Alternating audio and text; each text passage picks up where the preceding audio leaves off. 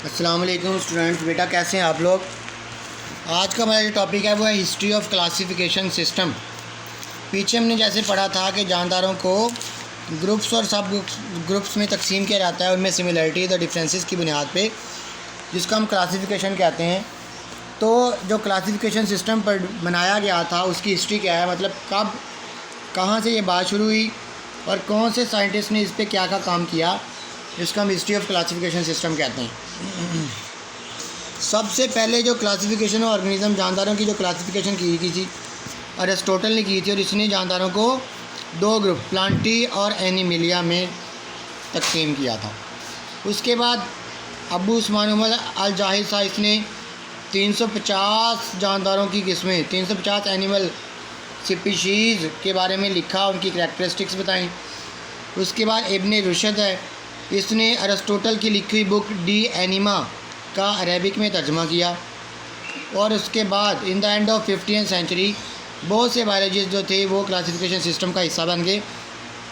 जैसे Andrews castle पिनो है, इसने जो टैक्सा जनरा मुतारफ़ करवाया था। जॉन रॉय ने प्लांट की बहुत सारी क्लासिफिकेशन की थी। अगस्टस रिविनस ने ऑर्डर मुतारफ़ करवाया। टॉरन फोर्ड ने क्लास और स्पीशी मुतारफ़ करवाई। कैरलस लीनियर साइंटिस्ट था, इसने जानदारों की बहुत सी फ़िज़िकल करैक्टरिस्टिक्स के बारे में ग्रुप बंदी की थी। ठीक है, इसके अलावा बहुत सारे साइंटिस्ट और भी थे जिन्होंने इस पर काम किया। कैरलस लीनियर जो है वो ये भी इसने जानदारों को 3 ग्रुप में तकसीम किया था, एक मिनरल, एक वेजिटेबल और एक एनिमल। मिनरल जो एलिमेंट ज़मीन में पाए जाते हैं उनको मिनरल का नाम दिया गया। जो अपनी खुराक को तैयार करते हैं उसको वेजिटेबल का, और अपनी खुराक को तैयार नहीं कर सकते उनको एनिमल्स का नाम दिया गया था। इसने भी 5 रैंक मुतारफ़ करवाए थे और जानदारों को 5 ग्रुप्स में, मतलब क्लास, ऑर्डर, जीनस, स्पीशी और वैरायटी में तकसीम किया था। लेकिन लीनियस जो है वो बेस्ट नाउन इसलिए ज़्यादातर जाना जाता है क्योंकि इसने जानदारों का साइंटिफिक नेम, जो आगे हमने बाइनोमियल नोमेनक्लेचर पढ़ना है, ये इसने मुतारफ़ करवाया था, इसलिए ये बेस्ट जाना जाता है। तो ये MCQs में बातें पूछी जाती हैं और ये इंपॉर्टेंट चीज़ है। शॉर्ट क्वेश्चन पूछा जाता है कि लीनियस की कंट्रीब्यूशंस क्या हैं। ठीक है जी।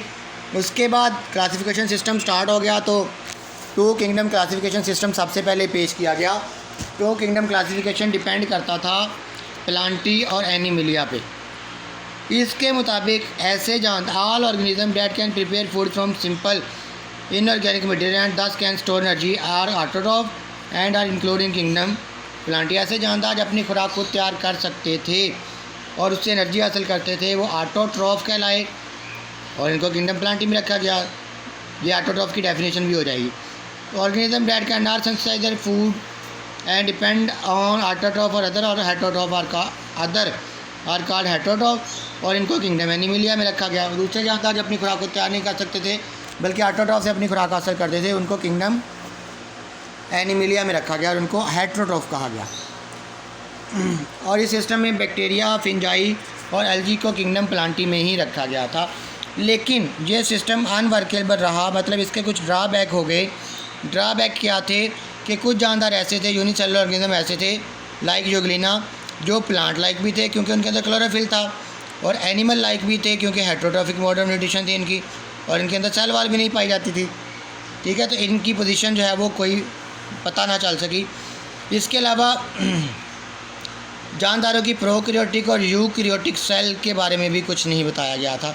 तो ये इसके ड्रॉबैक हैं, drawback of 2 kingdom classification system. तो ये भी आप लोगों ने याद करना है।